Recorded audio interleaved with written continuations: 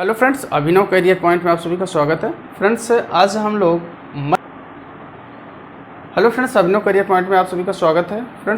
हम लोग मध्यकालीन इतिहास के श्रृंखला में अरबों का भारत पर आक्रमण, चूँकि इसकी पिछली वीडियो में हम लोगों ने इस्लाम धर्म के उदय से संबंधित बातों का अध्ययन किया था। इस्लाम धर्म के उदय पर हमने एक वीडियो बनाई हुई है, उसे आप जा करके देख सकते हैं हमारे प्लेलिस्ट में।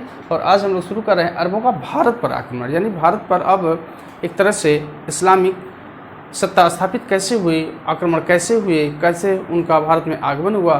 इस श्रृंखला को शुरू करने से पहले जो इसकी सबसे पहली कड़ी है वो भारत पर अरबों का आक्रमण। अरब कौन थे? यानी कि इस्लाम धर्म के उदय के बाद ये जो एशियाई क्षेत्र था, दक्षिण पश्चिम एशिया का जो क्षेत्र हुआ करता था, ये लगभग ये भारत का मैप है और इसमें उस समय ये भी भारत में ही शामिल था।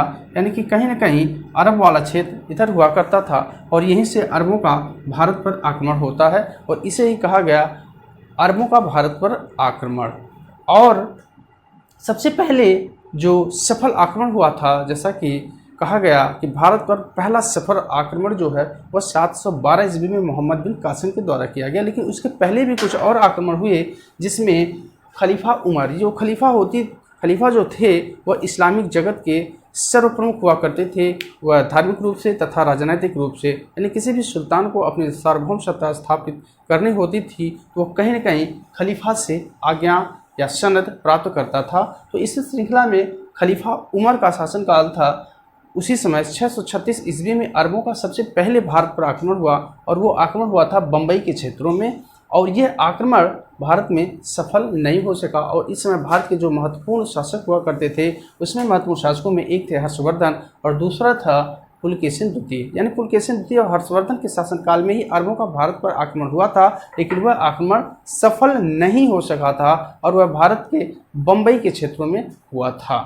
तो ये आक्रमण असफल रहा। लेकिन दूसरा भी आक्रमण जो खलीफा उस्मान, पहला खलीफा उमर के समय में और दूसरा खलीफा उस्मान के समय में 647 ईस्वी में भी भारत पर आक्रमण हुआ, लेकिन वह भी एक छोटा मोटा आक्रमण था और वह आक्रमण भी असफल रहा, सफलता प्राप्त नहीं हो सकी। अब इसी श्रृंखला में जब खलीफा अल वालिद होते हैं और ये उमैयद वंश के होते हैं, यानी कि खलीफा अल वालिद के समय में उमैयद वंश के शासक जो थे, ये अल वालिद जो खलीफा थे सीरिया से जुड़े हुए थे, इन्हीं के एक गवर्नर हुआ करते थे। उनका नाम था मंसूर हज्जाज। इनका पूरा नाम होता था अल मंसूर हज्जाज और इन्होंने ही भारतीय धन संपदा, भारतीय वैभव से काफ़ी ये प्रभावित हुए थे और भारत पर आक्रमण का कहीं न कहीं कोई ना कोई बहाना ढूंढ रहे थे। और इनके आदेश से ही मोहम्मद बिन कासिम ने 712 ईस्वी में भारत पर, या यूँ कहा जाए भारत के सिंध क्षेत्र पर आक्रमण किया और उसमें उसको सफलता प्राप्त हुई। और इसी को कहा जाता है कि मोहम्मद बिन कासिम ने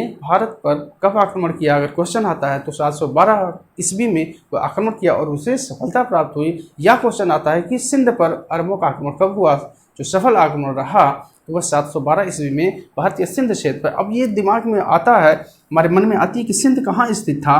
तो ये जो आजकल का पाकिस्तान का कुछ हिस्सा और इधर गुजरात तथा महाराष्ट्र का कुछ एरिया को मिला करके यह एक सिंध राज्य हुआ करता था, जो काफ़ी संपन्न एवं शक्तिशाली राज्य हुआ करता था सिंध। और यहाँ का शासक जो था वह दाहिर था।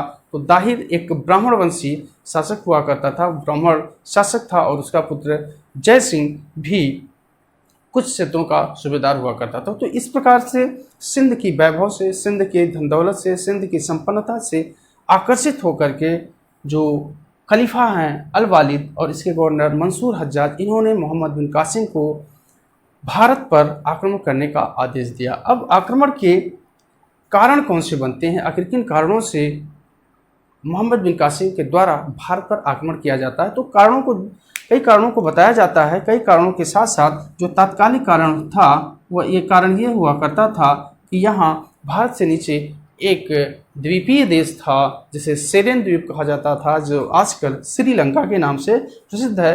तो ये अरब शासकों के जहाजी बेड़े इस तरह से, यानी कि यहाँ से वे जहाजी बेड़े समुद्री रास्तों से श्रीलंका जा रहे थे और श्रीलंका से कुछ सामान इन जलयानों से अरब आ रहा था और बीच में सिंध क्षेत्र के निकट ही समुद्री क्षेत्रों में यहाँ पर एक देवल का बंदरगाह हुआ करता था सिंध का, जिसे देवल का बंदरगाह कहते थे, तो सिंध के देवल के बंदरगाह के निकट ही कुछ समुद्री लुटेरों को द्वारा अरब यानी कि मंसूर हज्जाज के इन जलयानों को लूट लिया गया, जो श्रीलंका से भारी मात्रा में कुछ वस्तुओं को लेकर के आ रहे थे। और इस लूट का कारण, जैसा कि हमने लिखा है, इसका आरोप सिंध के शासक दाहिर पर लगाया जाता है। किसके द्वारा? मंसूर हज्जाज के द्वारा। हज्जाज के कुछ जहाज़ों को समुद्री लुटेरों के द्वारा लूट लिया जाता है। कहाँ पर? यहाँ देवल के बंदरगाह के निकट, जो राजा दाहिर के क्षेत्रों में आता था, और इसका आरोप भी सिंध के शासक दाहिर पर लगाया जाता है। याद रखेंगे कौन सा क्षेत्र है? सिंध राज्य है, और वहाँ का शासक कौन है? दाहिर है। और दाहिर के ऊपर ही आरोप लगाया जाता है कि आप ही के लुटेरों के द्वारा हमारे जहाज़ों को लूटा गया है। और इसके प्रत्युत्तर में राजा दाहिर कहते हैं कि नहीं, इन जहाज़ों को लूटने में हमारे किसी भी व्यक्तियों के द्वारा यह लूट नहीं की गई है, और इस लूट की जिम्मेदारी हमारे ऊपर नहीं है। और इसी आदेश से वह यानी मंसूर हज्जाज क्रोधित होता है और मोहम्मद बिन कासिम को सिंध के शासक दाहिर के राज्य पर आक्रमण करने का आदेश देता है। और आगे चल कर के अब मोहम्मद बिन कासिम एक विशाल सेना लेकर के सिंध पर आक्रमण कर देता है, और सिंध के शासक दाहिर तथा मोहम्मद बिन कासिम के बीच 20 जून 712 ईस्वी में, जैसा कि हमने लिखा है, 20 जून 712 ईस्वी में एक युद्ध होता है जिसे कहा जाता है राबोर का युद्ध। यह बहुत इंपॉर्टेंट युद्ध है, जो कई परीक्षाओं में पूछा गया है कि राजा दाहिर और मोहम्मद बिन कासिम के बीच कौन सा युद्ध होता है। तो यह होता है राबोर का युद्ध 712 ईस्वी में। और इसमें अगर वो देखा जाए तो इस युद्ध में पक्ष कौन था? तो इसमें पक्ष था राजा दाहिर और दूसरी तरफ मोहम्मद बिन कासिम। ये दो पक्षों के बीच एक भयंकर युद्ध होता है। इस युद्ध में राजा दाहिर यानी जो सिंध का शासक है, जो भारतीय शासक है, वह पराजित होता है, और युद्ध भूमि में ही राजा दाहिर की हत्या कर दी जाती तथा मोहम्मद बिन कासिम की विजय होती है। और इस युद्ध में विजय प्राप्त करने के बाद मोहम्मद बिन कासिम आगे बढ़ता हुआ अब वह राजा दाहिर की राजधानी, उसके बहुत बड़े किले ब्राह्मणाबाद की तरफ पहुंचता है, जहां पर उसका पुत्र जय सिंह मोहम्मद बिन कासिम का मुकाबला करता है, लेकिन उसको भी पराजय हासिल होती है। और अंत में सिंध की जो राजधानी है आरौर, उस पर भी मोहम्मद बिन कासिम का आधिपत्य स्थापित हो जाता है, यानी कि उसकी राजधानी को मोहम्मद बिन कासिम कब्जा कर लेता है और उसके कई क्षेत्रों को लूटता हुआ आगे बढ़ता है। और इस युद्ध में कहा जाता है कि राजा दाहिर की मृत्यु हो जाती है, और उसकी पत्नियों के द्वारा, उसकी 2 पत्नियां हुआ करती थी, उसकी पत्नियों के द्वारा जो है जौहर व्रत का पालन किया जाता है। तो इस प्रकार जो भारत का एक शक्तिशाली राजा था, राजा दाहिर की अरबों के द्वारा पराजय करके उसकी हत्या कर दी जाती है, और उसके एक विस्तृत साम्राज्य, उसके एक महत्वपूर्ण किले, उसकी महत्वपूर्ण राजधानी को लूट लिया जाता है। उस पर मोहम्मद बिन कासिम का कब्जा हो जाता है, और आगे चल कर के वह इस प्रकार सिंध के कई क्षेत्रों को जीतता हुआ वह आगे बढ़ता है। और उसी में एक मुल्तान राज्य है, मुल्तान को जीतकर वह मुल्तान से इतना ही भारी मात्रा में स्वर्ण प्राप्त करता है कि उसका नाम ही वह स्वर्ण नगर रख देता है। तो इस प्रकार सिंध के जो शासक दाहिर थे, उनकी पराजय हो जाती है, उनकी मृत्यु हो जाती है। उसकी जो राजधानी थी आरौर, उस पर उसका कब्जा हो जाता है, और उसका जो एक बंदरगाह हुआ करता था सिंध का देवल पर भी मोहम्मद बिन कासिम का आधिपत्य स्थापित हो जाता है। अब हम लोग आगे बढ़ते हुए देखते हैं कि इस युद्ध में जीत के बाद वह मोहम्मद बिन कासिम आगे क्या करता है। तो इस युद्ध का, इस मोहम्मद बिन कासिम की विजय का जो वर्णन प्राप्त होता है वह हमें 2 पुस्तकों से, एक है चचनामा और दूसरी है तारीख़ सिंध या मासूम ए सिंध। जो मीर मोहम्मद मासूम की पुस्तक है तारीख़ सिंध या मासूम ए सिंध नाम की पुस्तक है, तथा एक अज्ञात लेखक के द्वारा, इसका नाम अभी तक क्लियर नहीं हो पाया है कि चचनामा का लेखक कौन है। तो चचनामा जो अरबी भाषा में लिखी गई, इन्हीं 2 पुस्तकों से मोहम्मद बिन कासिम की सिंध विजय का वर्णन पूरी तरह से प्राप्त होता है, तथा राजा दाहिर के पराजय तथा उसके वैभवशाली राज्य के संबंध में हमें जानकारी प्राप्त होती है। अब ये मोहम्मद बिन कासिम विजय प्राप्त करने के बाद सिंध के क्षेत्रों में एक कर लगाता है जिसे कहा जाता है जजिया लागू किया, यानी जजिया कर को लागू किया। सबसे पहले भारत में जजिया कर मोहम्मद बिन कासिम के द्वारा ही लाया जाता है, यानी मोहम्मद बिन कासिम के द्वारा ही सिंध के क्षेत्रों में या भारत में लागू किया जाता है। जजिया कर एक ऐसा कर होता था जो गैर मुस्लिम लोगों को देना पड़ता था, यानी कि जो भी व्यक्ति इस्लाम धर्म को नहीं मानता, इस्लाम धर्म को ग्रहण नहीं किया हुआ होता है, गैर इस्लामिक सभी लोगों को जजिया कर प्रदान करना पड़ता था सुल्तान को, इस्लामी सुल्तानों को, शासकों को।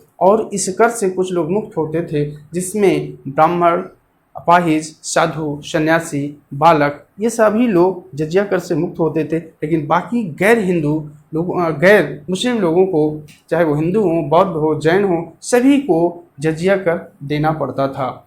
अब हम देखते हैं, ये क्वेश्चन बार बार आता है कि जजिया कर सबसे पहले कौन लागू किया? तो मोहम्मद बिन कासिम के द्वारा जजिया कर को लागू किया गया। एक तरफ आता है कि अरबों के आक्रमण से, यानी कि जो मोहम्मद बिन कासिम का आक्रमण हुआ या अरबों का आक्रमण हुआ, उससे भारत में क्या प्रभाव पड़ा। तो अरबों के द्वारा भारत से कुछ चीज़ें ग्रहण की गई, यानी कि जो अरब आक्रांता थे, जो अरब आक्रमणकारी थे, जो अरब लोग मोहम्मद बिन कासिम के साथ आए थे, उन लोगों के द्वारा भारतीय जो प्रणाली थी, दशमलव प्रणाली और अंक पद्धति को अरबों के द्वारा स्वीकार किया गया, उसे ग्रहण किया गया, अपने स्वदेश ले जाया गया। और भारतीयों को भी कुछ चीज़ों को सिखाया अरबों ने, जिसमें मुख्य रूप से खजूर की खेती करना तथा ऊँट के पालन का जो श्रेय है, यानी कि भारत में खजूर की खेती तथा ऊँट पालन का जो श्रेय है वह अरबों को दिया जाता है। यानी कि अरबों ने ही भारत में खजूर की खेती तथा ऊँट पालन को सिखाया था। अब आगे हम देखते हैं कि अरब जब भारत में आक्रमण करने आए, उसके बाद कहीं न कहीं अरब यात्रियों का भी सिलसिला प्रारंभ होता है। इस कड़ी में दो महत्वपूर्ण अरब यात्री हैं, एक हैं अल मसूदी और दूसरे हैं सुलेमान। इन दोनों अरब यात्रियों का आगमन प्रतिहार वंशी राजाओं के शासनकाल में हुआ है। अरब यात्री जो आगे चलकर 9वीं-10वीं शताब्दी में भारत में आए, ये प्रतिहार वंशी शासकों के समय में, यानी कि अल मसूदी और सुलेमान दो अरब यात्री आए। अल मसूदी जो है प्रतिहार वंशी शासक महिपाल के समय में आए और सुलेमान प्रतिहार वंशी शासक मिहिर भोज के शासनकाल में भारत की यात्रा पर आए थे। इस प्रकार फ्रेंड्स, यह एक बहुत ही इम्पोर्टेंट टॉपिक था, जिससे कुछ objective questions, one liner question सभी परीक्षाओं में ज़रूर आते हैं। तो यहाँ से जो महत्वपूर्ण क्वेश्चन हैं, जो परीक्षाओं में हमेशा पूछे जाते हैं, उसको हमने आप लोगों के सामने प्रस्तुत किया। बहुत ही सीमित समय में, छोटे समय में, कम समय में, और जो मोस्ट इम्पॉर्टेंट एवं सेलेक्टेड क्वेश्चन है की श्रृंखला है, उन्हीं चीज़ों को हमने आप लोगों के सामने प्रस्तुत किया। एक प्रश्न आता होगा मन में कि आगे चलकर मोहम्मद बिन कासिम का क्या हुआ। तो मोहम्मद बिन कासिम, कहा जाता है कि मोहम्मद बिन कासिम का भी अंतिम समय बहुत ही अच्छा नहीं बीता, बहुत बुरी तरह से उसकी मृत्यु हुई। कहा जाता है कि जब वह यहाँ से लूट करके धन संपदा को लेकर जा रहा था, तो उसी समय राजा दाहिर की दो पुत्रियों सूर्या देवी तथा परिमला देवी को भी वह अपने साथ ले गया। और उसका सोचना था कि इन दोनों पुत्रियों को अगर हम अपने गवर्नर मंसूर हज्जाज के पास ले जाएंगे या खलीफा अल वालिद के पास लेके जाएंगे, तो वह काफ़ी प्रसन्न होंगे। और उसने ऐसा किया कि दाहिर की दो पुत्रियों सूर्या तथा परिमला देवी को बंदी बना करके वह स्वदेश अरब के क्षेत्रों में अपने गवर्नर, अपने खलीफा के पास लेके गया। लेकिन इन दो लड़कियों ने वहाँ जा कर के सुल्तान के सामने यह कहा कि मोहम्मद बिन कासिम ने हमारे कौमार्य को पहले ही भंग कर चुका है। और इसी पर क्रोधित हो करके उसके शासक ने, यानी कि अल वालिद ने, जो खलीफा हैं, वह क्रोधित होकर के मोहम्मद बिन कासिम को एक जानवर की खाल में भर करके सामने प्रस्तुत करने के लिए कहा। और ऐसा यह कहानी बताई गई है कि उसे ऐसा किया गया, जानवर की खाल में भर करके उसको सामने प्रस्तुत किया गया, और जिसमें उसकी उबला करके उसकी मृत्यु हो जाती है। तो कहा जाता है कि मोहम्मद बिन कासिम को बहुत ही भयानक मृत्यु प्राप्त हुई। और जब बाद में खलीफा के द्वारा यह जानकारी प्राप्त होती है कि इन लड़कियों ने झूठ बोला है, तो वह इन दोनों लड़कियों को जिंदा ही दीवार में चुनवा देता है। तो इस प्रकार मोहम्मद बिन कासिम की मृत्यु के संबंध में यह कहानी व्याप्त है, यह कहानी बताई जाती है। और यहाँ से जो हमारा क्वेश्चंस पुटअप किया जाता है, हमें तो परीक्षाओं में सफलता प्राप्त करनी है, तो परीक्षाओं में जहाँ क्वेश्चन इस टॉपिक से कहाँ से उठाए जाते हैं, वे मुख्य रूप से यही क्वेश्चन है कि ये युद्ध कौन सा हुआ था, राबौर का युद्ध हुआ था, विजय किस पे, मोहम्मद बिन कासिम की विजय राजधानी कौन सी उसकी थी, सिंध की राजधानी आरौर हुआ करती थी, और उसका बंदरगाह कौन सा था, तो वह देवल का बंदरगाह हुआ करता था। और किस वंश का शासक था, तो यह ब्राह्मण वंशी शासक राजा दाहिर था, उसका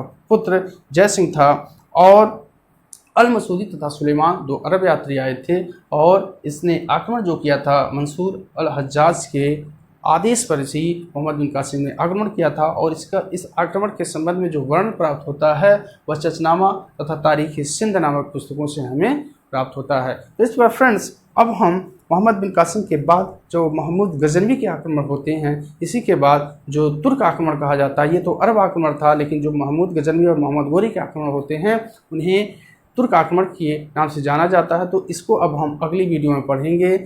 ये हमने आप लोगों के सामने बहुत ही सीमित समय में, ज़्यादा समय न लेते हुए सेलेक्टेड एवं इम्पॉर्टेंट क्वेश्चनों की श्रृंखला को हमने प्रस्तुत किया। अगर आपको इस टॉपिक से क्वेश्चंस जो बहुत ही महत्वपूर्ण क्वेश्चन हैं, जिनकी संख्या मात्र 10 से 12-15 क्वेश्चन हैं, इन्हीं क्वेश्चनों को अगर आप हमारी इस वीडियो को कई बार सुनेंगे तो ये क्वेश्चन बखूबी याद हो जाएंगे और आने वाली परीक्षाओं में आप इसे सही करके अपनी परीक्षा में सफलता प्राप्त करके अपना चयन सुनिश्चित करेंगे। तो फ्रेंड्स अगली वीडियो के साथ हम पुनः उपस्थित होते हैं, तब तक के लिए हमारे चैनल से जुड़